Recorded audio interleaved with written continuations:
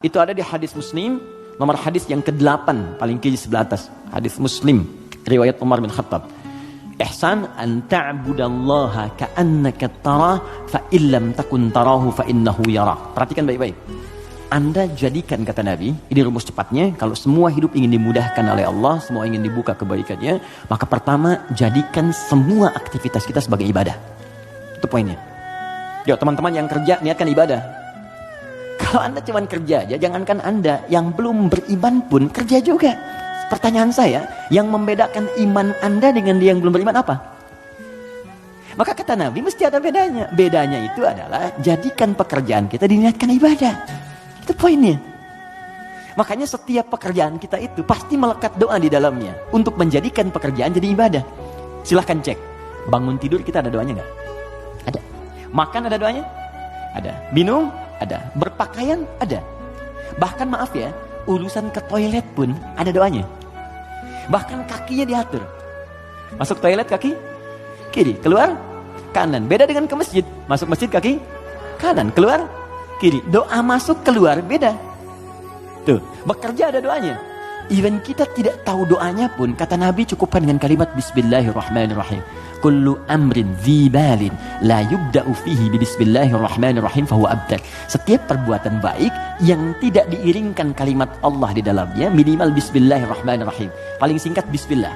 Minum bismillah, makan bismillah, ya, bekerja bismillah.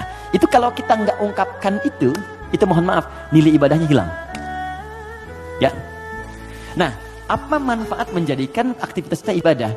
Di antara manfaatnya, kalau kita menjadikan itu ibadah dan kita merasa disertai, diawasi oleh Allah, maka mustahil Anda akan mengerjakan yang buruk dalam hidup.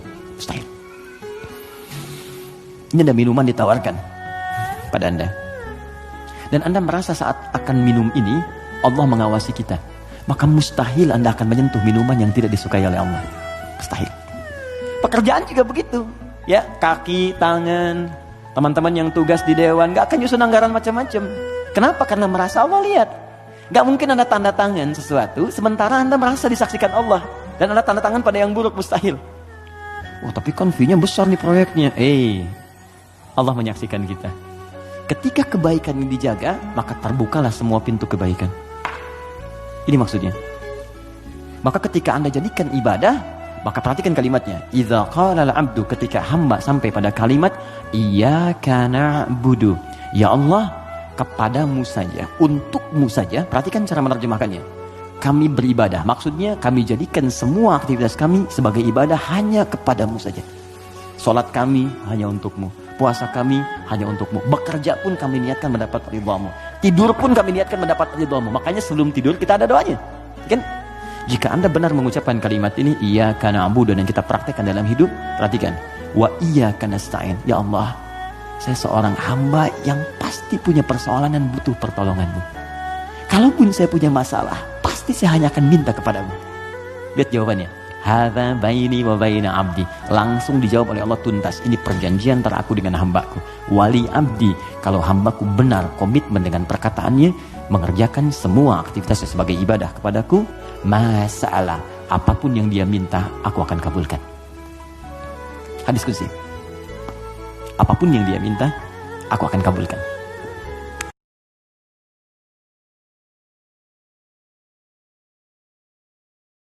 Satu yang penting, rahasia. Saat Anda amalkan ini, sekeluarga diampuni. Ini rahasia kayak di antara kita saja ya. Quran surah ke-51 ayat 18, paling kanan di pertengahan. Quran surah ke-51 ayat 18, diamalkan setelah tahajud. Allahu akbar. Astagfirullah. Sudah? Diamalkan setelah tahajud. Ya. Saya baca dari ayat 15-nya supaya berurut. Innal muttaqina fi jannati wa 'uyun. Sungguh ada bagi sebagian dari orang takwa yang akan tinggal di taman surga. Akhidhina ma atahum rabbuhum. Dia akan mendapatkan kenikmatan langsung diberikan oleh Rabbnya Allah. Ya, awas hati-hati. Innahum kanu qabla dzalika muhsinin. Orang ini saat di dunia banyak beramal dengan ihsan. Ihsan itu dikerjakan karena Allah, seakan-akan diawasi oleh Allah. Apa amalannya saat di dunia? Perhatikan amalan malamnya. Kanu qalila minal laili ma yahja'un. Orang ini kalau malam sedikit tidurnya, dia bangun, sholat tahajud, dia tunaikan, mendekat kepada Allah. Nah ayat 18-nya, perhatikan baik-baik. Wabil ashari hum yastaghfirun. Dan di waktu sahar, sesaat sebelum fajar, dia banyak beristighfar kepada Allah. Minta ampun. Dan kalimatnya hum. Hum itu bentuk jama. Huwa, huma, hum. 1, 2, banyak. Hum, mereka. Jadi kenapa tidak Anda coba ini? Dan itu indah. Dan dampaknya kepada rumah tangga juga akan tenang. Di saat menjelang fajar, setelah tahajud bareng, ya suami jadi imam, istri jadi makmum dengan anak-anak, bangun kita. Setelah itu jangan biarkan berhenti di situ, tidak. Sentuh dengan keindahan yang paling dalam, dengan kata-kata kita yang paling indah. Ya, kumpul dengan istri kumpul dengan suami, duduk satu ruangan, mulai keluarkan kalimat itu. Boleh dari istri, boleh dari suami. Mama, mohon maaf kalau selama ini Papa belum jadi ayah yang baik. Papa tidak tahu kapan kembali kepada Allah. Mungkin hari ini hari terakhir Papa hidup. Mohon maaf kalau selama ini belum jadi Papa yang baik, belum jadi suami yang soleh. Jika saya wafat duluan hari ini, titip keluarga, dan mohon bersaksi di hadapan Allah bahwa kita pernah beramal bersama. Astagfirullah ya Allah, astagfirullah. Istri mengatakan, Papa mohon maaf, Mama juga belum bisa menjadi istri yang soleh, istri yang baik, jadi keluarga dengan baik. Mohon maaf kalau ada dosa di keluarga karena berkat peran Mama, mohon maaf. Astagfirullah ya Allah. Yang paling indah ketika anak Anda mengatakan, Mama, Papa maafkan Anda, selama ini belum jadi anak yang soleh, belum bisa memberikan mahkota di hari kiamat, belum hafal Quran seperti yang lain. Lalu semuanya berkata, ya Allah ampuni kami ya Allah, astagfirullah, ampuni kami ya Allah. Hadisnya hadis qudsi. Diriwayatkan tabaqah pertama, golongan pertama penerima dari Nabi, 30 orang sahabat senior langsung mengatakan, ketika seorang bermunajat kepada Allah mengatakan, Allahumma, ya Allah tolong ampuni saya, Allahumma istaghfirli. Apa jawaban Allah? Qala ya ibadi, hambaku ghafartulak, aku ampuni semua dosamu. Karena itu orang yang mengamalkan poin ini dalam kehidupan rumah tangganya, itu akan dijaga oleh Allah selalu dalam ketenangan, dan kesulitan akan hilang. Gak percaya silahkan, setiap menjelang subuh setelah tahajud duduk bersama, koreksi diri, minta maaf, minta ampun. Ingat Allah itu titipan. Istri Anda akan ditanya, Anda gak akan ditanya tentang saudara Anda, gak akan ditanya tetangga Anda, keluarga Anda. Ku anfusakum wa ahlikum nara. Jaga diri Anda dan keluarga Anda dari neraka. Jaga, itu yang dijaga. Demi Allah saya katakan, kalau ya Allah, cobalah sekali aja, cobalah malam ini tahajud, ajak suami, ajak istri. Setelah itu rasakan kenikmatannya. Di begitu selesai tahajud, berdoa bersama, istighfar, minta ampun. Begitu air mata mengalir, seakan-akan masalah sudah hilang. Dan ringan hidupnya. Demi Allah saya katakan ringan. Dan Allah akan jadikan hidup kita itu tenang, enak gitu. Dan dosa nggak ada, hidupnya ringan dan damai. Silahkan coba, rasakan bedanya, bedakan rasanya, dan pasti akan terasa bedanya. Baik.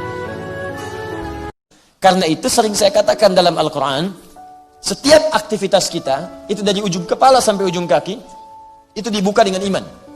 Diawali dengan kalimat iman. Mata sebelum melihat, Quran surah 24 ayat 30 laki-laki, 31 perempuan. Qul lil mu'minina yaghuddu min absarihim. Katakan pada pria-pria yang merasa punya iman. Iman dulu, baru lihat. Kalau punya iman, yaghuddu min absarihim, palingkan dari yang tidak layak dipandang. Lisan, ya ayyuhalladzina amanu, hai orang-orang yang punya iman. Iman dulu. Ya la yaskhar qaumin qaum, jangan saling mencela.